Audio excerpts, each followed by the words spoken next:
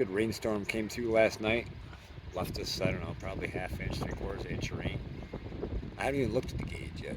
Just headed to the farm. Do some more cleaning work. Been doing some AutoCAD work. Been working around the house. Getting the lab set up more. Got the microscope hooked up. Now I'm on my way to get some farm work done while we got some daylight. Well, here we are back at the farm after another nice night of rain. Boy, was that timing ever perfect, huh? This soil got a chance to really dry out good for disking and forming up the beds.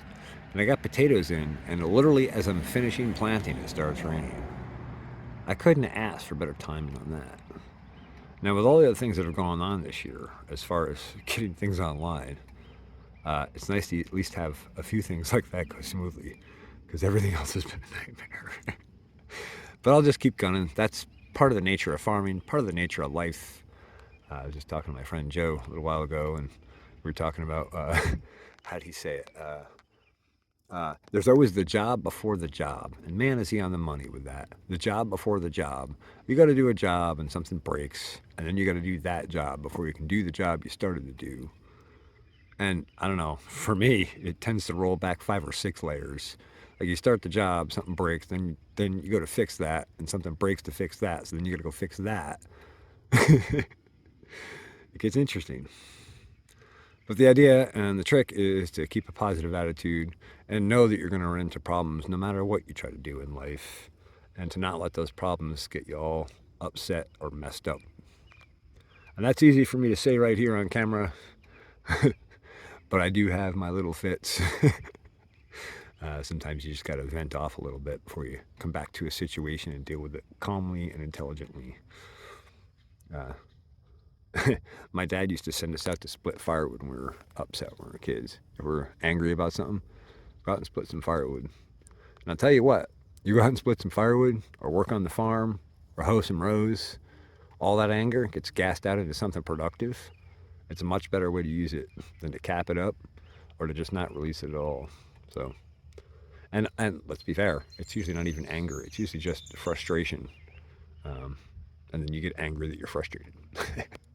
So try not to get frustrated, and I'm going to rewatch this myself a bunch of times to remind me not to get frustrated, because I've had my share of those this year. All right, I'm going to get some work done.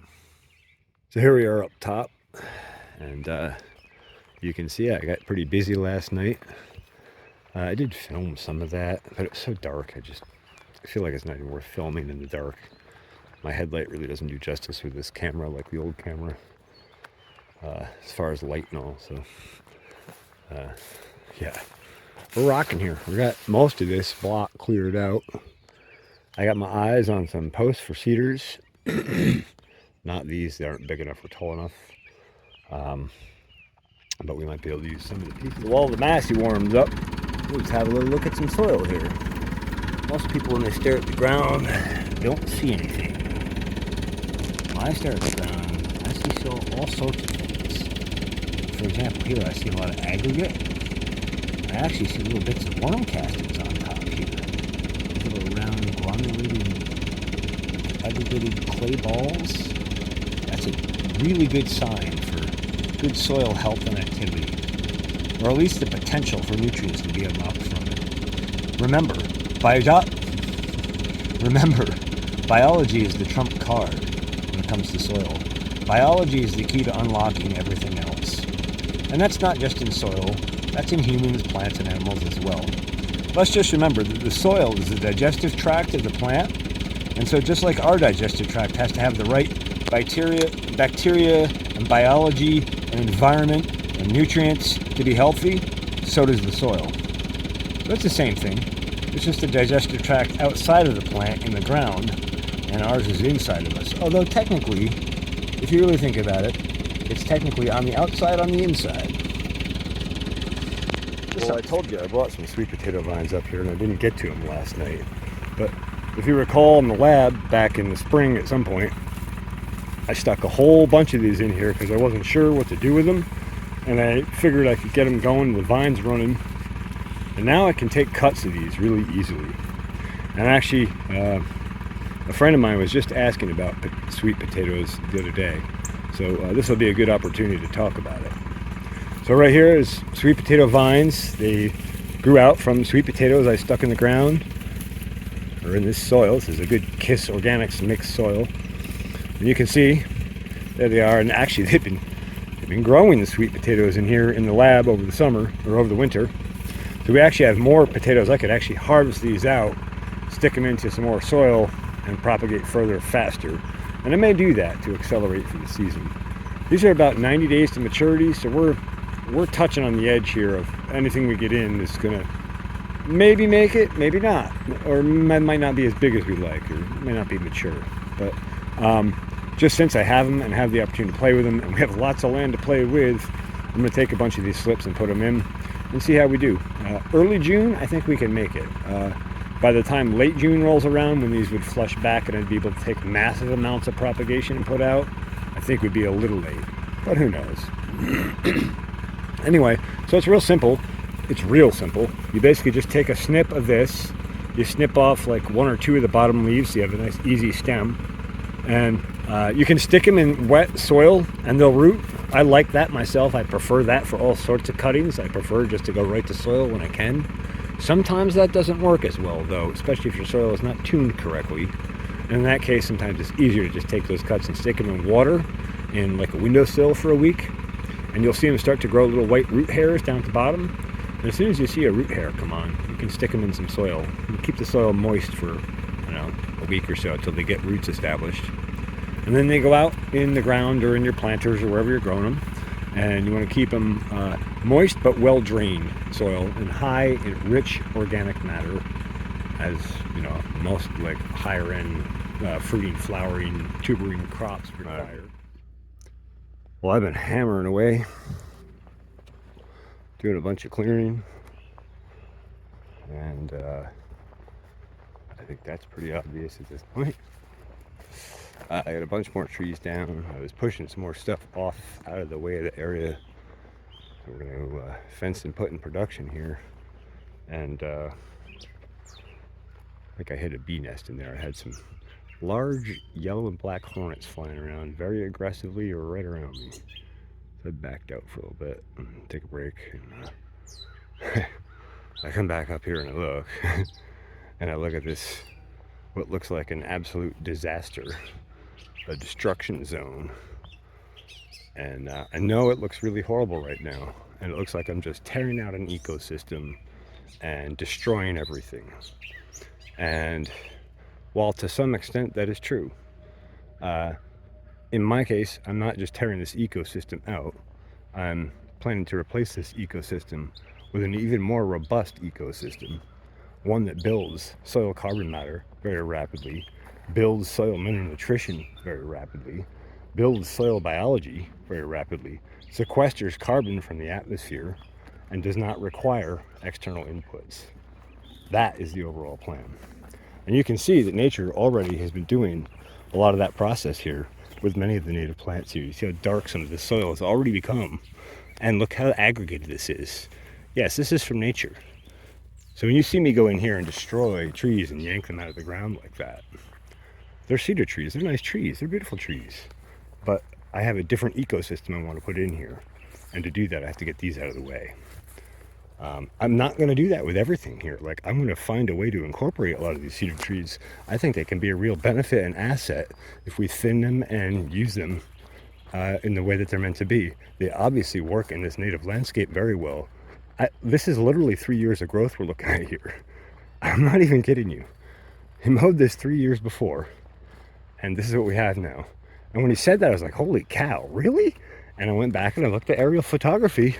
And sure enough, man, sure enough. So here we are looking at 2018 aerial imagery. And you can see there's not a whole lot here. There are some very small cedar trees, but they're just getting started. And then we'll roll forward in the timeline with Google Earth to 2020. You can see how much more they've grown up. And that's 2022. And there's 24. So, 3 years he mowed around most of it, but, maybe 4 or 5 max for most of those cedars. So it's pretty impressive how large they get in a very short period of time. And what does that tell us about our soil quality? That tells us our soil quality is actually pretty good right to start with if cedar trees are growing fast like that. And then you'll notice that I pull cedar trees out around the root zone. It is a little bit darker there, so they've been building that soil for us too, even though they're in our way now for what we want to do now. They've actually provided us a lot of benefit. So we have tremendous growth potential here. So I just wanted to address that topic. So I don't want anybody to think that I'm just coming in here and destroying things and that's it. When you see the ecosystem that will go in here, you'll have a much better understanding. We're going to incorporate permaculture. We're going to incorporate annual cropping, mulching, foliar feeds, worms, chickens, probably some cows or goats or something when we can get that up and running. Some orchard stuff. I got figs cuttings that are actually in propagation. I actually tonight or tomorrow will probably pull them out into pots, or maybe even bring them right out. Lots of cool stuff. So stay tuned. So there's a big difference between most of those smaller trees, and some of those have some twists and angles on them, right? But if we look over here in this hedgerow along this ridge, along that rock ridge I showed in the AutoCAD drawing in REBOOTAGRICULTURE 18, we have some nice tall straight cedars in here, and so these are going to be a great asset as a cedar post for our fence posts. So our fence posts actually are right here on the land at very low cost and very quick and easy to make into a fence post that will last us for many years. Now, so I'm going to come in, I'm going to cut these, clean nice straight sections out to a certain length, probably 14. Studying and mimicking nature spirit. Let's have a look at this bush here. I'm going to bring you under this bush before I show you the trunk. It is massive. I'm not sure what type of bush this actually is, but it's huge. It dwarfs that bush over there, and it dwarfs the other one over there that we were just looking at. Look at the size of this thing. It's actually two huge cluster clumps. And look how much vegetation is in there, and how many different times that thing is like split out, grown out, and regrown out, and grown out again.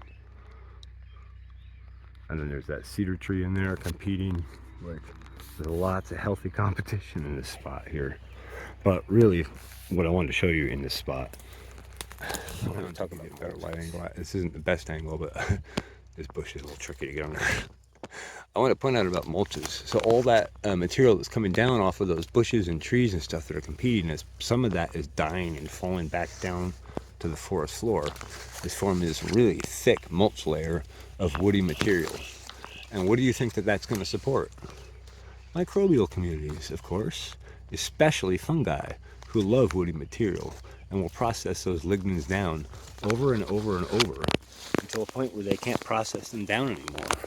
And at that point, they are about 38 to 42% lipophilic acid fats, just like we humans store fats in things like cream and cheese and meats and all the crazy things that we store and make and put up.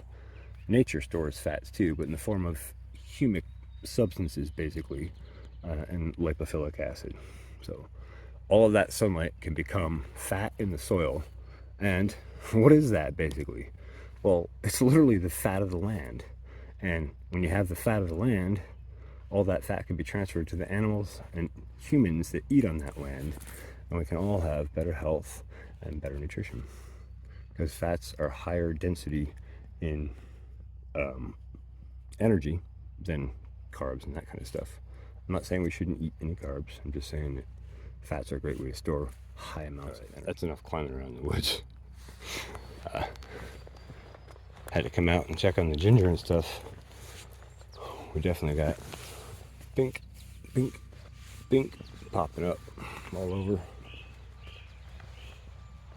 a little sunburn from the transplant and stuff, but you can see these guys starting to pop back.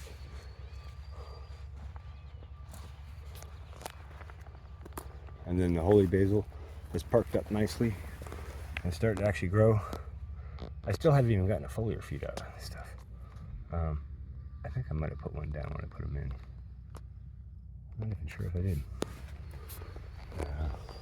Yeah, been a bit of a blur lately. I guess we'll check on the turmeric. Yeah, everything's looking pretty good. Turmeric is popping up. Lots of little guys popping out. I should get back in here with some mulch. The birches. Yeah, and I did some more clearing here to open this strip up. I think I showed this in another video, but I can't remember. So that's ready when I get the Ford going again. You know, just a few more things to do. The job before the job, right? I do the job before the job. Sometimes you do the job before the job. Backhoe is a real nice, easy way to get trees out. And then having the bucket and be able to just push them off. Just push them out of the way for now. Sort them out later. Get space to fence and plant. So let's just look at what was in these tanks. Bacillus thuringiensis subspecies. Kerstaki, strain ABTS-351. Fermentation, solid spores and insecticidal toxins. 12.65%. Other ingredients 87.35%. Total 100%. Potency 10,600 cabbage looper units per milligram of product, equivalent to 48 billion CLU per gallon. The percent active ingredient does not indicate performance and potency measures that were fairly standardized. Yeah, so this was for spraying trees to keep these the gypsy moths that are so crazy here this year off. The caterpillars that are everywhere. That's all I really know about it. That's all the guy said when I talked to him when I got these tanks. But it's interesting. It's a Bacillus thuringiensis species. So there you go. BT at it again, keeping down the bugs. And that's, just a soil-borne bacteria, pretty much. And, they made a strain that they could contain and hold and be able to spray on and keep in solvent, in solution, as an agent to stop the gypsies. So that's a great non-chemical way to do it. You might wonder why this spot here, you see how that sunlight's streaming in still? We get pretty good sunlight here. Remember, any growth on a plant is about photosynthesis. The more efficient that process can be, the more photosynthesis you can perform, the more energy output you get from the plant, be it in food, leaf, carbon sequestration, soil boosting. At the end of the day, it's sunlight energy being captured and distributed. So if you can catch direct sunlight, you can catch a whole lot more sunlight. So that's why we're out in this open spot here. And that's why we got to clear so much space around the grow area. And I will be probably cover cropping, or I probably will add some different species into this in layers going out into the forested part, so that we mimic the ecosystem again, but tune it a little more to our liking. Maybe some clovers and some other flower stuff to support our bee populations. And then when we have our honeybees here, they have lots of different varieties to visit and bring medicine and food from. Because remember, each plant has its own medicine and food all in one. So that's the 100-foot mark there from the other peg. I'm staking out another section here just to have an idea what else needs to be cleared and set up, and where fence posts will go and how many, blah blah blah. So pulled the 100 there. That's a little thick right now to cross through, so instead I had a spike here that I just walked out the other night, just kind of messing around. That turns out to be 83 feet 2 inches. So I got a 25-foot tape here. I'm pulling 3 jumps across to see where 75 lands. And this is 50 here. I haven't pulled the next one yet, but I came across a little soil spot here I wanted to share. Because I had this little lump of sod sticking up here in the way. And I just noticed when I pulled it away, all the root mass in there and rhizosphere right close around the root. That's the root zone there. And then also the agrosphere that's in here and all the aggregation that's happening. There's some really nice soil structure happening here. And that's all about all of these, perennial pasture plants that have been growing here. And also previously, this land was grazed as pasture years back. So it's had lots of good influences for a long-term soil building process. And now it's prime to be primed and turned on at full power, and it'll be awesome. Right, so I just dropped the last 25-foot tape on the perpendicular snap across from that 100-foot line to get our other line established. And what do you know? How's your eye to CAD to tractor? I guess mine's not too bad. That's pretty cool. Right. I guess I should come clean. I did cheat a little bit because I paced it from that point over there to this point over here at 100 foot. And if you look at where the tape lands here at 75, and you realize that this line would be perpendicular going that way, right? And that we're north of that tape, which would be at the 83-foot mark as well, because that's how much I paced back up this way to bring the whole line north. So I did have this as a reference when I came through the machine, and knowing what my offset was about 25 feet. But even still, knowing that and setting that cut pretty close and not wanting to overlap too much yet. Yeah, that works out pretty nice. I'll have to drop a pin here or a post or something, a point, and snap perpendicular north and south with that 83 foot and 2 inches set there, and then make sure that that's perpendicular on the other end against the other post. So yeah, just sticking a stop in here to mark my point with a flag on it, just so I can visually see across to the point easier. But I had to stick this in by hand and made me realize how shallow the penetrometer test would be on the soil right now. So it'll be cool to watch that change over time. And it will. So we were just over on the other side, and I dropped the 75-foot jump over to this side to run parallel, and I'm trying to dial in perpendicular so we can have a pretty rectangular fenced area. Ordinarily, with the right survey gear, robotic survey gear, it's really nice. You can actually stake out exactly, precisely. That gear will be coming in the future. For now, we're using tapes, and it's always good to be able to go back to the tape and be able to do this stuff yourself in the field with measuring tapes and really understand how to lay out lines and create square and perpendicular corners to end up with nice lines and nice design areas.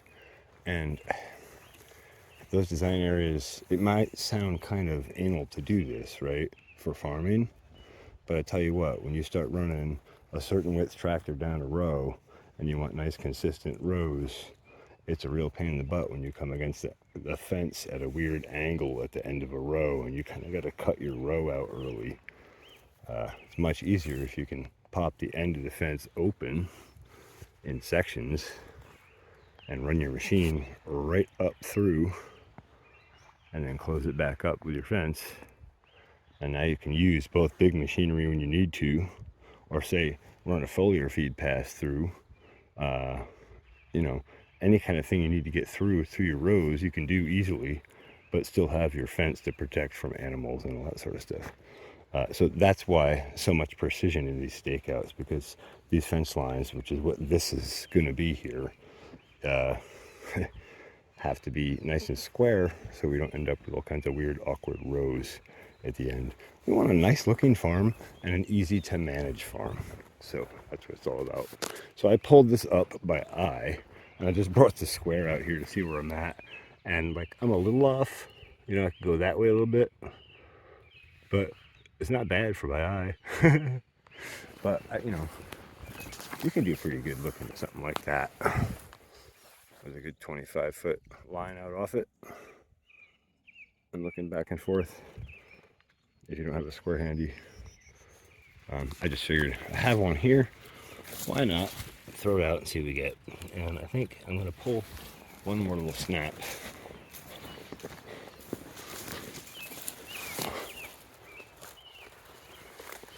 This way, while I look at that square, and I'm trying to zoom you to the square. While I look at that square and try and through that grass, and I'll run parallel to it with my tape and set. And I feel like I'm about as good as I can be there without going crazy. You know, like, you don't need to go crazy. And if I snap that line to let it set, that is pretty good precision for farming, I would say. I'm happy with that. It's a little tweak here and there, but I'm happy with that. So now I'm going to do, and I'll show you, is I'm going to go down to the other end of this row, or other end of this tape. It's used to row talk. And I'll look back at this, and I'll pull that perpendicular snap that I created there and extend that down this way. So that's sort of just an easy way to do that. And then I'll come back and I'll drop that square on the other side and check and see how it looks. Show you from this perspective so you can have a better understanding of how this kind of evolves from a stakeout perspective. When I first started, I had the line over that way more. I wasn't really too perpendicular. And I just want to get the tape over here and kind of in a general region, right? So I pulled down with a hammer. I dropped the hammer with the line connected to the tape. And I just dropped the flag over it so I could get a general idea where I was at. So then this is all grown in, so I couldn't really see the flag. So I took a machete to clear out the sight line so I can see the sight line. And then I find that my perpendicular is off up there. So then I adjust that on the other end. So then I adjust that on the short end down there, square like I showed. And then I come back down here. And now we can look down this line. And I'll probably have to clear this again. I'll probably have to pull the tape. Well, might not even have to. I'm going to have to chop that one grapevine. But if you look up that line, if I can get a shot through the branches for you, and this is why we always clear your sight line. But I can see that. You can't with the camera. Here you go. You can see that's pretty much straight on. I'll double check that with my eye again in a minute. But just to give you the perspective, try to give you the perspective of looking straight up that line and seeing that perpendicular line come down straight past the square point we set. Right, and then this tape, I've set it already so that my 100-foot will fall out at the end. And you can actually see my hammer hanging on the tape, which I'm going to trade out for a spike once I clear out the sight line. So you can see I've cleared out the sight line now. So we get a nice clean look straight up the line as we drop low so we can set a spike where we want it. And we pull it tight, and that's our 100-foot line. And that's parallel to the other line of the stake that's set on the other side. So now we have 4 fence post corners that are square, rectangular, parallel, perpendicular, however you want to say that. Right, so now you can see I've cleared out my tape line so I can get my spike low enough to make a nice touchdown point on the ground. And then we just drop our spike, and there we go. Try to go as plumb as we can.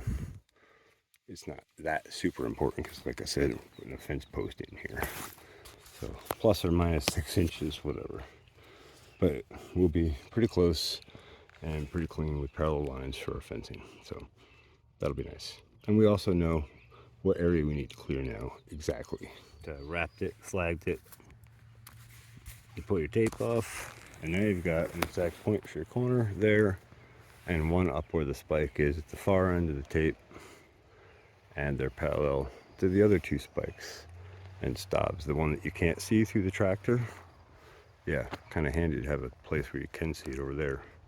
So, in the past, when I worked for a surveyor or engineer, we had a very specific method and procedure per how he did things, how he designed things, and he was an excellent engineer.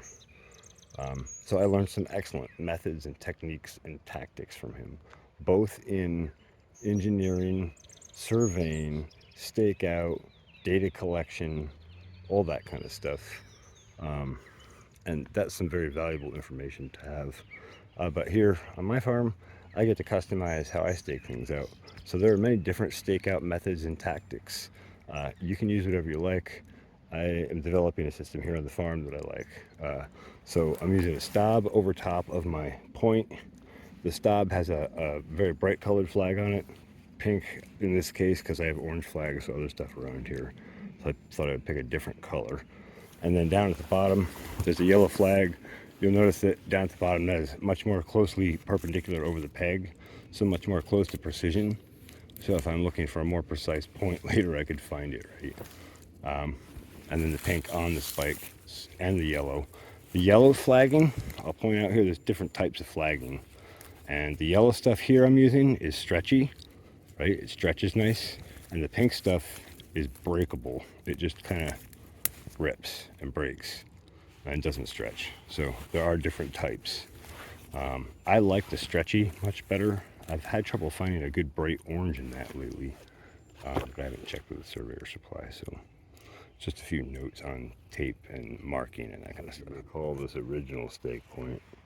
This was set quite a bit further south and further in on a parallel perspective, right? So we had to come over quite a bit to get out to this line. But that gives us a nice roadway width there for existing, right? And there's plenty of room to the property line to clear out and widen that roadway, at least by trimming branches, if not removing some stuff. And there's a stone wall beyond that, so and that's the property line, or thereabouts. So that works like a nice line. It's a good offset buffer. It leaves us a roadway.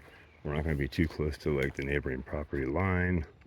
It gives us a good fit to the topographic terrain, to the soil terrain. You know, there's lots of parameters to consider here in the grand scheme of, you know, designing a piece of farming on top of a piece of land. So staked out, we're 100 feet long and 75 feet wide. And so that's 100 there. And I'll back you out a bit from that and let you see across to the 75 to the other side there. Okay.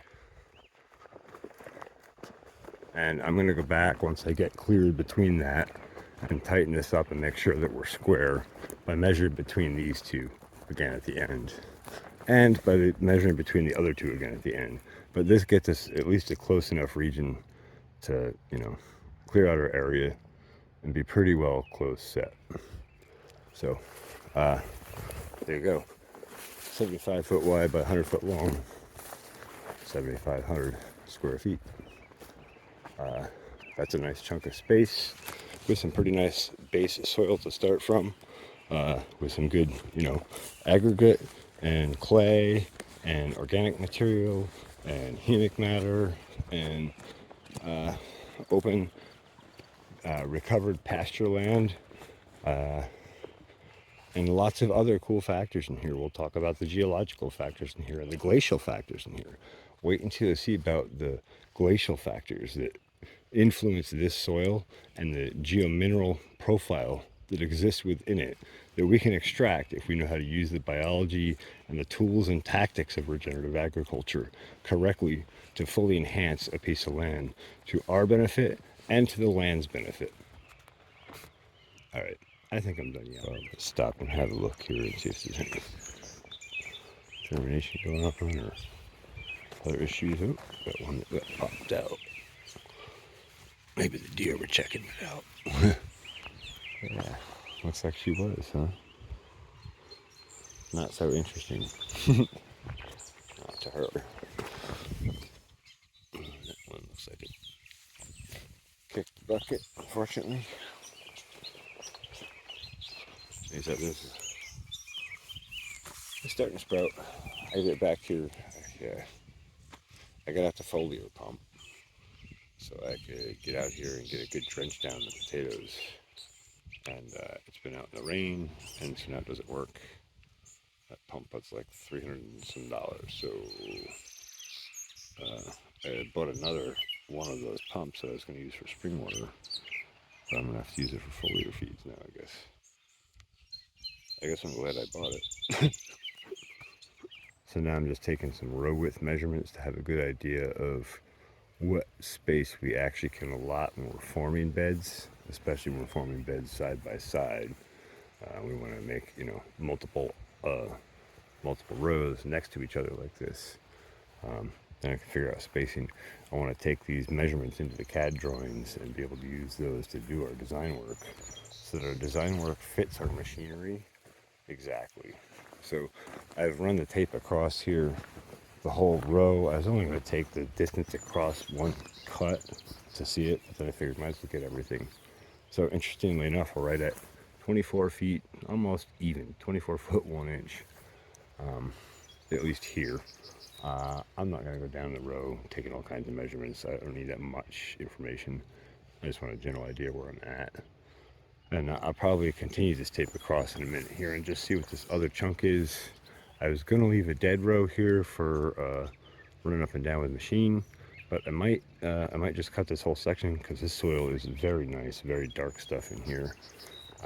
And I have all kinds of tomatoes that need to go in, and that other lot is not cleared yet and won't be for a little bit. I don't know, we'll see.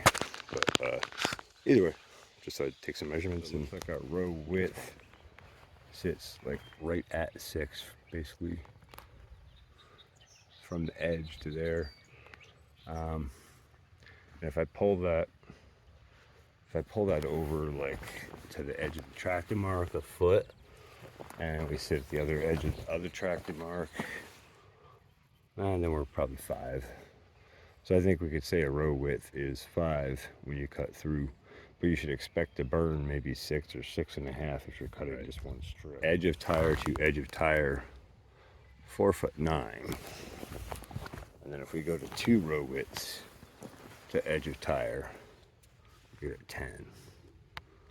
The center of the row for row 1 is going to be at 29, 20, I'm going to call it 28 inches. And center of the row for number 2, I'm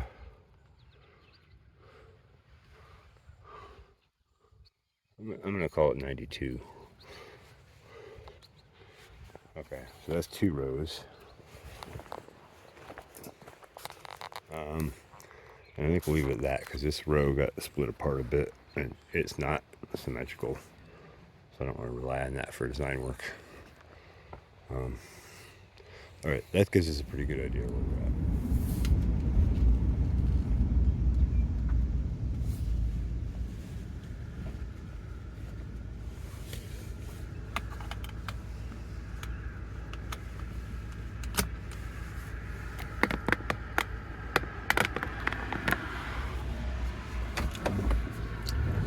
Night, y'all. Keep your friends close.